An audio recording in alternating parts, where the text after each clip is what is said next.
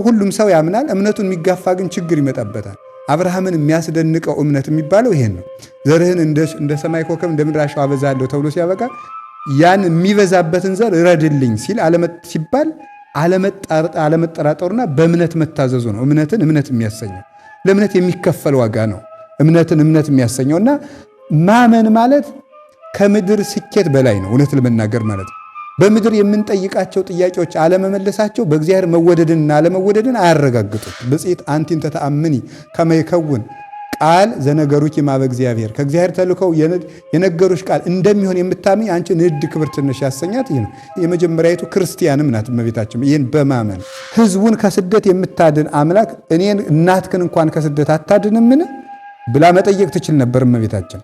ይህንን አልጠየቀችም። ተስፋዋን መከራው አልቀማትም። እና በሚታዩ ችግሮች በመደራረባቸው ምክንያት ተስፋውን ያልተቀማ ሰው እሱ ነው አማኝ የሚባለው ማለት ነው። አማኝ የሚባለው ከሚታይ ነገር አልፎ የሚታየው ነገር እየተቀማ፣ አንዲት ጎጆ ብትኖራት እሷንም ማታ፣ ገሊላ ብትወለድ እሷንም አጥታ ከመንደሯ እንድትወጣ ተደርጋለች። ይህንን ስታጣ እግዚአብሔርን ምን አድርጌህ ነው አለ ማለት ነው። በእግዚአብሔር ፊት የታዘዘች ብቸኛይቱ ስትሆን የሔዋንን አለማታዘዝ ለዚህ ነው። እንተ ብኪ ተበትከ ማይሰረ ሔዋን ማይመሚ፣ የሔዋን ጽኑ የሚጎዳ ማሰሪያዋ ባንቺ የተቆረጠላት እመቤቴ ማርያም ሆይ ደስ ይበልሽ የምንላት ለዚህ ነው። እና እንዴት ነው እኔ ልጅ ነኝ መንገድ አላውቅም ጌታ ሆይ እንዴት ታደርገኛለህ ሳትል አለመታዘዟ፣ ይህን እንግዲህ በሕይወታችሁ ሲደርስባችሁ ታስተውሉታላችሁ ብዬ አስባለሁ። ሁላችንም እንድናስተውለው እግዚአብሔር ይርዳል። እንግዲህ ሔዋን በግፏ በሰራችው ግፍ እናታችን ሔዋን ተሰዳለች። ያላበሳዋ ስትሰደድ እመቤታችን ቤዛ ሆነቻት ማለት ነው። እመቤታችን ቤዛዊት ዓለም የምትባለው ለዚህ ነው።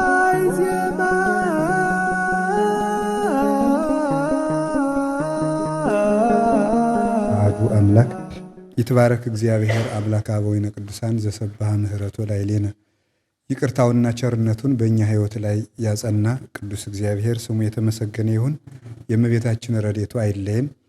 የተከበሩ መምህራችን የኔታ ሊቀ ሊቃውንት ዕዝራ ሐዲስ፣ የተከበራችሁ ሊቃውንተ ቤተ ክርስቲያን፣ አበው መነኮሳት፣ እናቶች መነኮሳያት፣ የእግዚአብሔር ቤተሰቦች ሁላችሁ አንድ አምላክ በሚሆን በአብ በወልድ በመንፈስ ቅዱስ ስም እንደምን አደራችሁ? እንደምን አረፈዳችሁ? እንደምን ቆያችሁ? ቸሩ አምላክ ኢየሱስ ክርስቶስ ለዚህ ሰዓት ስላደረሰን ስሙ የተመሰገነ ይሁን። ባለችን አጭር ጊዜ እንደ ርዕስም አድርጌ እመቤታችን የቤተ ክርስቲያን ምልክት ናት በሚል ርዕስ ትንሽ እንማማራለን። የክርስትና ኦርቶዶክሳዊ የክርስትና ትምህርት እንደሚያስተምረን አባቶቻችን እንዳስተምሩን ክርስትና ጉዞ ነው፣ መንገድ ነው። በመጀመሪያው ክፍለ ዘመን ጀምሮም የክርስትና ሕይወት መንገድ እየተባለ ነበር የሚጠራው። ጌታችን መድኃኒታችን ኢየሱስ ክርስቶስም ራሱ እኔ የሕይወት መንገድ ነኝ፣ አነ ውእቱ ፍኖተ ጽድቅ ወሕይወት፣ እኔ ሕይወትም መንገድም ነኝ።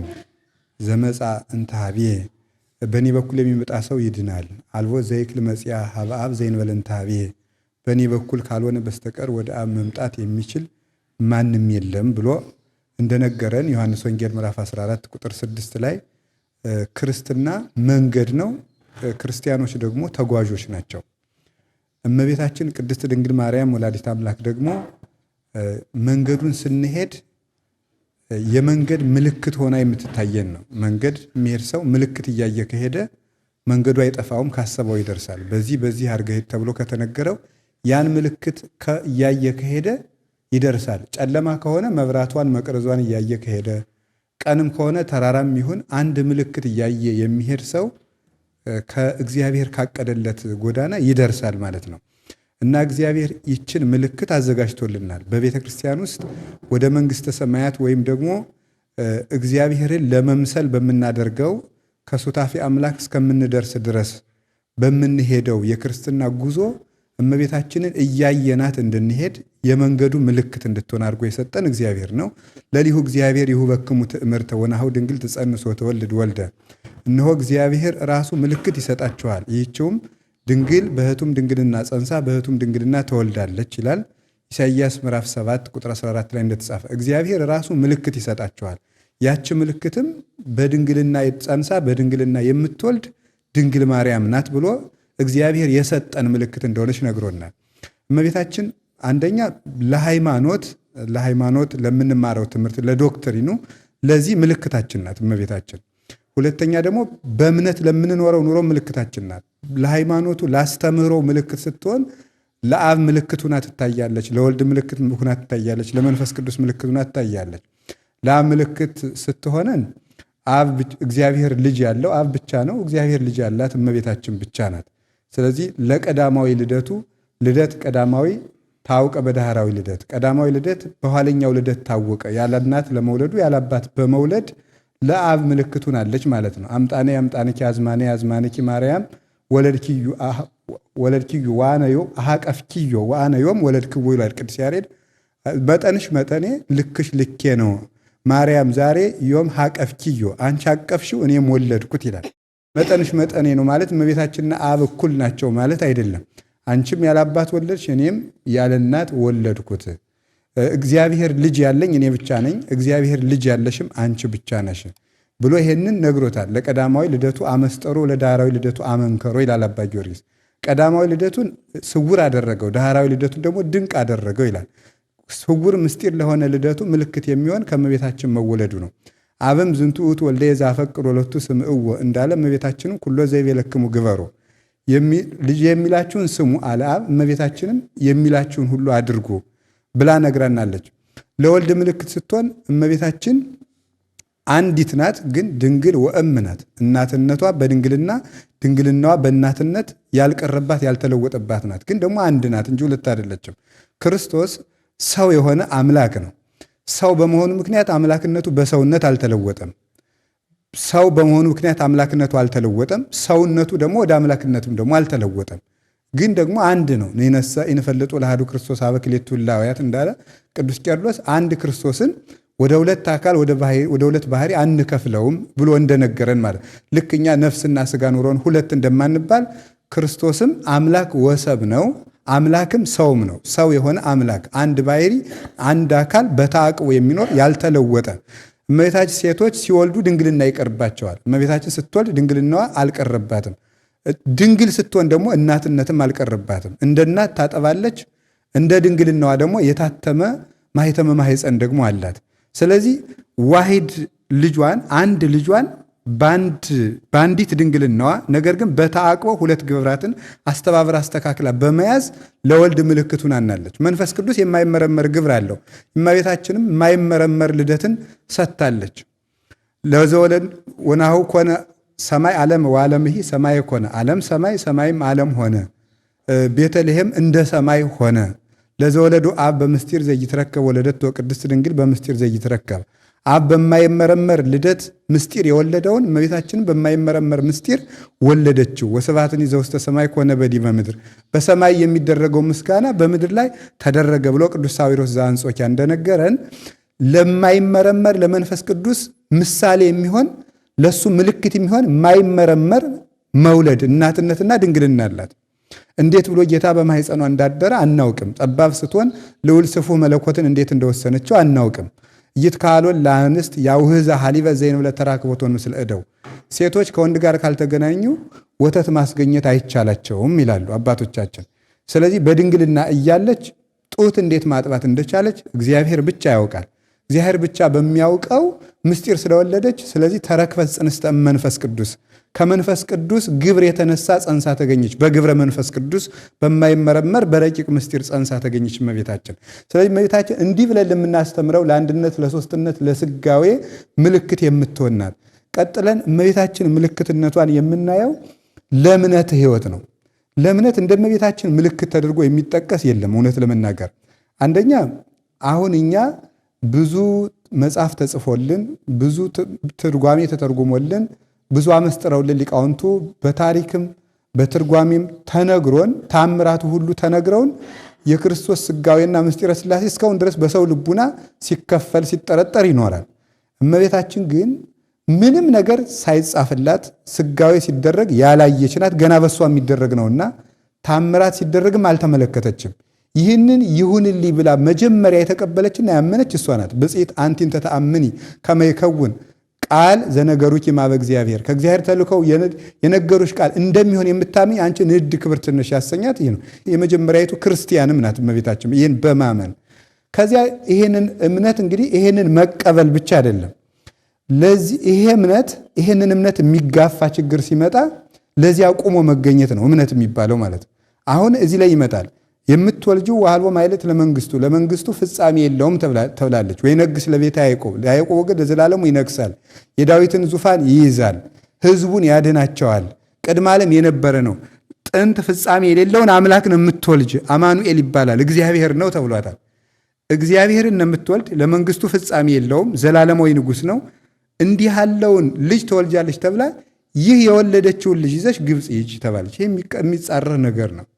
የወለድሽው ዘላለማዊ ንጉሥ ነው፣ ግን የአንድ የገሊላን ንጉሥ ፈርቶ ይዘሽው ሽሽ መባል እምነትን ያጋጫል። ይሄ እምነትን ዝም ብሎ መስማትና መቀበል አይደለም። ይሄንን የሚቃረን እስከ ይደፍኖ ለሐመር መርከቡን እስኪያሰጥመው ድረስ ማይበል በዛ እንደተባለ እምነትን የሚያሳጣ ነገር ይመጣል ሁልጊዜ። እመቤታችን እንዴ የምትወልጂው ልጅ ለመልአኩ እንዲህ ብሎ ወደ ግብፅ ሽሽ ተብሎ በዮሴፍ ሲነገራት የምትወልጂው ልጅ ዘላለማዊ አምላክ ነው አላልከኝም? ዘላለማዊ ንጉሥ ነው አላልከኝም? ለያዕቆብ ወገን ለዘላለሙ ይነግሣል አላልከኝም? እንዴት የገሊላን ንጉሥ የአንድ አውራጃ ንጉሥ ፈርቶ ወደ ግብፅ ሽሽ ይባላል ብላ ይሄንን አልተጠራጠረችም እመቤታችን። ይሄንን በመቀበሏ እምነት ይባላል። ሁሉም ሰው ያምናል። እምነቱን የሚጋፋ ግን ችግር ይመጣበታል። አብርሃምን የሚያስደንቀው እምነት የሚባለው ይሄን ነው። ዘርህን እንደ ሰማይ ኮከብ እንደ ምድር አሸዋ አበዛለሁ ተብሎ ሲያበቃ ያን የሚበዛበትን ዘር እረድልኝ ሲባል አለመጠራጠሩና በእምነት መታዘዙ ነው እምነትን እምነት የሚያሰኘው። ለእምነት የሚከፈል ዋጋ ነው እምነትን እምነት የሚያሰኘውና ማመን ማለት ከምድር ስኬት በላይ ነው። እውነት ለመናገር ማለት ነው። በምድር የምንጠይቃቸው ጥያቄዎች አለመመለሳቸው በእግዚአብሔር መወደድንና አለመወደድን አያረጋግጡም። እግዚአብሔር ይጠላናል ማለት አይደለም። እግዚአብሔር የፈለግነውን ሁሉ አያደርግም። እግዚአብሔር ሁሉን ቻይ ስለሆነ ሁሉ አያደርግም። ሲያስፈልግ ነው የሚያደርገው። አንዱ ይሄ ነው። ሁለተኛ የእመቤታችን ተስፋዋን ታያላችሁ። ይሄ ተስፋ ምንድን ነው? እንዲህ አለ ትወልጃለሽ። አሁን እንዲያው እግዚአብሔር የምናየው ይሄንን ነው። ዘላለማዊ ንጉሥ ትወልጃለሽ፣ የያዕቆብን ወገን ይነግስበታል። ለቤተክርስቲያን ነው የያዕቆብ ወገን የሚባለው። ሕዝቡን ከኃጢአታቸው ያድናቸዋል ተብሎ ተነግሯት ሲያበቃ ግብፅ ሽሽ ስትባል ይሄ ተስፋ ያሳጣል። ተስፋ ያደረግነው ነገር ሁሉ በምድር ይሟጠጣል እና ወዘሰ ያስተርኢ ኢኮነ ተስፋ ይላል ቅዱስ ጳውሎስ። የሚታየው ነገር ተስፋ አይደለም። አማኞች በትክክል አመኑ የሚባለው ተስፋቸውን ከሚታይ ነገር ነቅለው ወደማይታይ ነገር ሲያወጡት ነው። የሚፈትነው ይሄንን ነው። ይሄን እየጸለይክ ለምን አይመልስልህም? ይሄን እየጸለይሽ ለምን አይመልስላችሁም? እግዚአብሔር ለምን እንዲህ አያደርግም? እያለ ይፈትንናል ማለት ነው። ወዴት አለ እግዚአብሔር? የማመንህ ዋጋ ምንድን ነው እያለ ይጠይቀናል። ከዚህ ችግር እንኳን ካላዳነ ሕዝቡን ከስደት የምታድን አምላክ እኔን እናትክን እንኳን ከስደት አታድንምን ብላ መጠየቅ ትችል ነበር እመቤታችን። ይህንን አልጠየቀችም። ተስፋዋን መከራው አልቀማትም እና በሚታዩ ችግሮች በመደራረባቸው ምክንያት ተስፋውን ያልተቀማ ሰው እሱ ነው አማኝ የሚባለው ማለት ነው። አማኝ የሚባለው ከሚታይ ነገር አልፎ የሚታየው ነገር እየተቀማ አንዲት ጎጆ ብትኖራት እሷንም ማታ፣ ገሊላ ብትወለድ እሷንም አጥታ ከመንደሯ እንድትወጣ ተደርጋለች። ይህንን ስታጣ እግዚአብሔርን ምን አድርጌህ ነው አለ ማለት ነው። አንዳንድ ጊዜ እንኳን ትንንሽ ነገር ቁንጥጫ ስትደርስብን እግዚአብሔር ምን አድርጌ ነው እየጸለይኩ እንዲህ እያልኩ የሚያስፈትን ወርቅ መሆን ነው እንጂ ጠጠር መሆን አያስፈትንም። ወርቅ ሲኮን ያስፈትናል። መልካምነት ካለ ምን ጊዜም ፈተናዎች አሉ። ያንን ነገር ነው የእመቤታችን ተስፋዋ በምታየው ነገር አልተሟጠጠባትም ወይም ደግሞ አልጠፋባትም። ልጇንም አልጠረጠረችውም። ከዚህ ሁሉ ችግር በላይ አልፋለች። ሌላው ደግሞ ምንድን ነው? ሁሉንም ነገር ያለማጉረምረም መታዘዝን አስተምራናለች እመቤታችን። ሳይመርጡ መታዘዝ ይባላል። አሁን እንግዲህ በምንኩስና ሕይወት ውስጥ በገዳም አንዱ የሚነገረው መነኩሴ ስትሆን ሳትጠራጠርና ሳትመርጥ ታዘዝ ነው። ሁለት አረጋውያን አባቶችን የምታገለግል የገዳም ረድ ከሆንክ ሁለቱ አረጋውያን የተቃረነ ትእዛዝ ቢያዙ ዝም ብለህ ታዘዝ ነው። ለምሳሌ እዚህ ግቢ ያለውን ድንጋይ አንደኛው አረጋዊ መነኩሴ መጥቶ ይሄንን ድንጋይ እየለቀምክ ሜዳ ስትበትነዋል ይላል። ሌላኛው መነኩሴ ደግሞ መጥቶ ይሄንን ድንጋይ ለምንድን ነው እዚህ ያነሳው? እየጎተትክ እዚህ አምጥተህ መልሰህ ከምረው ቢልህ ለሁለቱም እሺ በል ነው። የማይጠቅም የሚመስልህ ትእዛዝ እንኳን ቢሆን ታዘዝ። መታዘዝ ውስጥ እግዚአብሔር አለና ነው። አሁን እመቤታችን እና ያለ ምክንያት መታዘዝ ነው። ያለ ምክንያት ብዙዎቻችን ላለመስራት በጣም ብዙ ምክንያት አለን። አሁን እመቤታችን ምን ማመካኘት ትችላለች? የ15 ዓመት ልጅ ናት። ወደዚህ ስትሰደድ ሀገር አታውቅም። ካልተሳሳትኩ የምታውቁት ታግዙኛላችሁ 700 ወይም በ600 እና በ700 ኪሎ ሜትር መሃል ይመስለኛል ከእስራኤል እዚህ ድረስ ይመስለኛል ግብጽ ድረስ ማለት ነው። በዚህ ቁጥር ውስጥ ነው ያለ። ይህን ያህል ኪሎ ሜትር ይርቃል። ይህን ያህል ኪሎ ሜትር ስትጓዝ አታውቅም፣ ሀገር መንገድ አታውቅም፣ የሚመራት የለም። ልጅ አዝላለች፣ አዝላን የምትሄደው መንገድ ራሱ ሄዳ አታውቅም። እመቤታችን መቅደስ እንዳደገች ነው የምናውቀው። በትውፊት መንገድ ሄዳ አታውቅም፣ አገሩን አታውቀውም፣ ሩቅ ነው። የወጣችው ደግሞ በእስራኤል ክረምት ጊዜ ነው። በእስራኤል በክረምት ወራታቸው ነው የወጣችው። ያ የእስራኤል ክረምት ደግሞ ከባድ ነው፣ ብርድ አለው። በዚያ ቸነፈር ነው የወጣችው፣ ስንቅ የለም። እንደገና ደግሞ ሄዳ እንግዲህ እኮ መንገድ ሂደው ከገሌ ቤት አርፋለሁ ሲሉት ይሻላል። ሂዳ ደግሞ ምን እንደሚቀበላት ደግሞ አታውቅም። እንዲህ ያለን ነገር መታዘዝ በጣም ጭንቅ ነው በእውነት ማለት። አሁን እኛ ከኢትዮጵያ ግብፅ ስንመጣ በአውሮፕላን ታስታውሳላችሁ አይደል? አውሮፕላን ውስጥ ማረፊያችሁ የት ነው ተብለን ራርሰን ብሉ ተብሎ ተሞልቷል ማለት ነው። ማረፊያችን አውቀን ነው የመጣን። ሆቴል እንደምናርፍ እናውቃለን እኛ። እመቤታችን እዚህ ስትመጣ የት እንደምታርፍ አታውቅም። ስደቱ እስከ መቼ እንደሆነም አልተነገራትም። ደግሞ ቢያንስ ወር ነው 2 ወርም ነው ተብሎም ቢነገር ይሻላል። አልተነገረም። ሀሉ ዘይ እስከ አመነግረከ ነው ያለው ቅዱስ ገብርኤል ለዮሴፍ። እኔ እስከምነግርህ ድረስ በዚያው ቆይ ነው ያለው። 10 ዓመት ይሁን 20 ዓመት ይሁን አልታወቀም።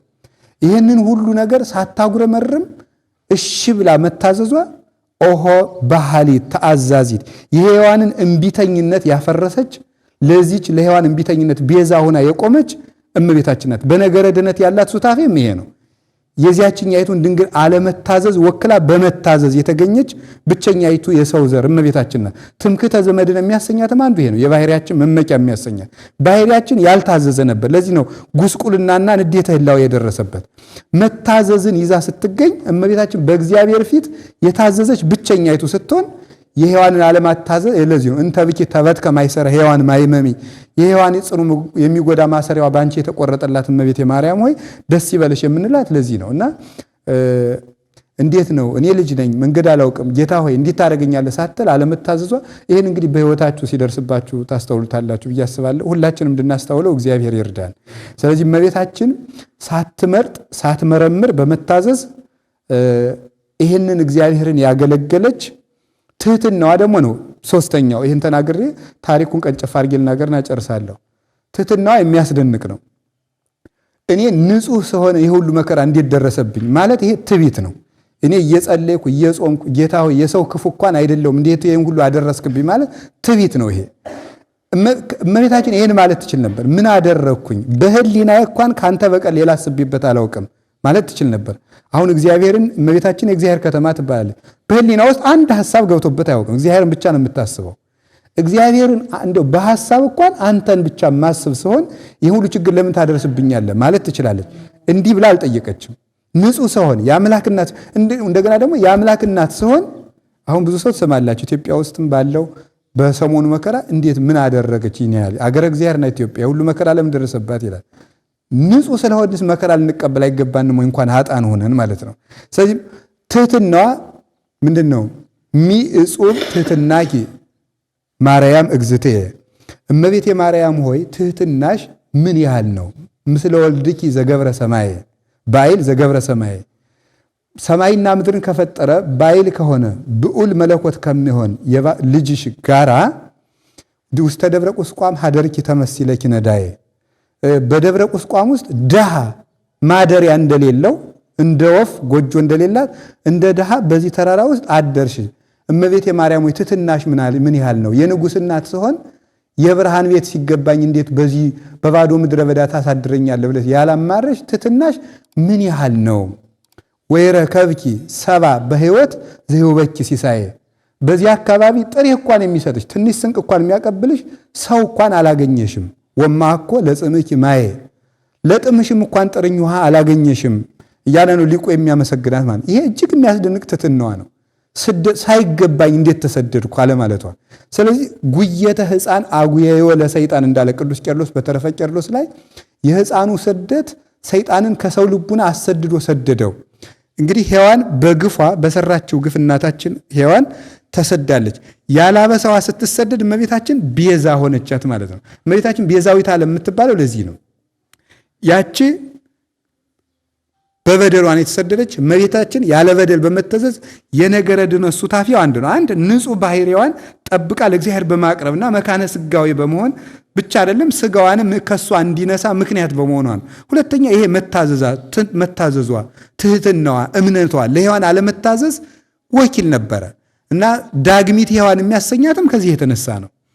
ይሄ ትህትናዋ እንዲያውም አባቶቻችን በረዶ መምህር መጽሐፍ ሲናገሩ ሰውነታችን ፈትል ነው ይላሉ። ፈትል ማለት ጧፍ እንደማለት ነው ማለት ነው። ይሄ ትህትና ደግሞ ዘይት ነው እና ዘይት እንግዲህ በቤተክርስቲያን ስታዩ በፈትልና በዘይት ነው መብራት የሚባለው። ዘይቱ ሲያልቅ መብራቱ ይጠፋል። ከሰው ልቡና ትህትና ወጥቶ ሲያልቅ፣ ትህትና ሲጠፋ ሀብተ መንፈስ ቅዱስ ከሰው ሰውነት ይለያል ይላሉ። ከሰው ሰውነት ይለያል። ትህትና ዘይት ነውና ያንን አልቶ ብርሃኑ የሚበራ ዘይቱ እስካለ ድረስ ነው። ትህትና እስካለ ድረስ የእግዚአብሔር ጸጋ በሰው ሰውነት ላይ እየበራ ይኖራል። ከሔዋን ትህትና የትህትና ዘይት ስላለቀ ሀብተ መንፈስ ቅዱስ ከሔዋን ጠፋ። እመቤታችን ግን የትህትና ዘይት ኦምሊተ ጸጋ የተባለችው ትህትና ነው። የትህትና ዘይት ስላላት ወናሁ መንፈስ እግዚአብሔር ቅዱስ ይመጽእ ላዕሌኪ ወኃይለ ልዑል ይጼልለኪ፣ የእግዚአብሔር መንፈስ በአንቺ ላይ ይመጣል፣ የልዑል መንፈስም ይጋርድሻል። ለምን? ዘይቱ ስላለ ሀብተ መንፈስ ቅዱስም በሱ አለ እና ማይቶት ዘይት ጠፍ የማትጠፋ መቅረዝ ተባለች። ሔዋን ግን የጠፋች መቅረዝ ነበር። ለምን? ዘይቷ አልቋል። እመቤታችን ግን ዘይቷ የማያልቅ ናትና ምን ተባለች? ማይቶት ዘይት ጠፍ የማትጠፋ መቅረዝ ተባለች ማለት። በዚህ ጸጋዋ ታበራበታለች፣ ታማልደናለች እና እመቤታችን ከምልጃ ከአማላጅነት ከጸሎት ብቻ ሳይሆን በእግዚአብሔርን እንድንመስልና ለመታዘዝ ለእምነት ለንጽህና ለትህትና ምልክት በመሆን የምትታየን መቅረዝ ናት። እሷን የሰጠን ልዑል እግዚአብሔር ክብር ምስጋና ይግባው። እንግዲህ ከዚህ በእኛ ቤተክርስቲያንም እንደሚተረከው እዚህ ትንሽ ጫፏ ልናገርና ይሄ ከግብፅ የትኛው አቅጣጫ ነው? እዝራ ሰሜን ነው ደቡብ? ደቡብ አቅጣጫ። ኢትዮጵያም በደቡብ አቅጣጫ ነው መሰል ያለችው፣ ደቡብ አቅጣጫ ናት። እንግዲህ ከኛም ታሪክ ጋር ደህና ይመሰሰልልናል ማለት ነው። በእኛ እንግዲህ ኢትዮጵያውም ውስጥ መታለች። ኢትዮጵያ ውስጥ መጥታ ኑራለች። በዚያውም ከገጠመኝ ለአጭር ሰከንድም ቢሆን ብተርከው ደስ ይለኛል። ኢትዮጵያ ውስጥ መጥታ አክሱም ተቀምጣ ነበር። ደብረ ዳሞም ተቀምጣለች። ዋልድባም ተቀምጣለች። ዝቋላም ሂዳለች። ሳይገደም ደብረ ሊባኖስ ሂዳለች። አሰቦት ስላሴ፣ ደብረ ወገግ፣ ደብረ ቀልሞን እነዚህን ሁሉ ቦታዎች እመቤታችን ዙራ ባርካቸዋለች። እነዚህ ከባረከችና እንደገና ደግሞ በደመና ላይ እየዞረች የኢትዮጵያን ምድር በሙሉ እንድትባርክ እግዚአብሔር አድርጓታል። ከዚያ በኋላ የመጨረሻውን መቀመጫ ጣና ቂርቆስ ነው ያደረገችው።